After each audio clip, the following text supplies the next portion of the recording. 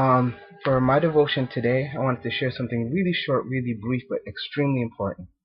The last question of the Sabbath School lesson for today asked me, are you assured that you have salvation? And if so, where does your assurance lie? Now, I felt very pleasantly surprised to be able to answer that I am very confident in my salvation because my salvation is based in Jesus Christ. Now, I haven't always been able to say that because for years I was always scared that if I had messed up, if I had lied that day and I fell asleep before I got to pray, and if I died, that when Jesus came back, I was not going to make it. I was not going to be saved. And so I would always be living in this cloud of worry, like if I would go now, would I be saved? If Jesus came today, would I be saved? And all I had in my life was insecurity and uncertainty.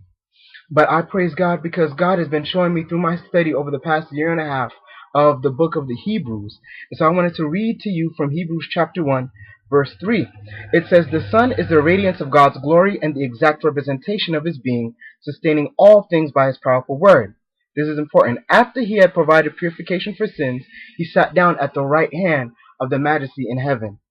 Now, this is important because this text shows that Christ's atoning work was finished on the cross. When we look in John, I believe it's chapter 19, Jesus' last words on the cross were, "It is finished." So Jesus Christ said with his own mouth, even as he was about to give up the ghost, that his work in atoning for our sins is finished, the veil torn in two. There was no longer a separation between man and God because of the sins of man. And so that reminds me that I have the assurance of salvation, not to while out and to do whatever I feel like and to sin willy-nilly so that I have grace. Paul said, should sin abound so that grace will abound all the more? God forbid.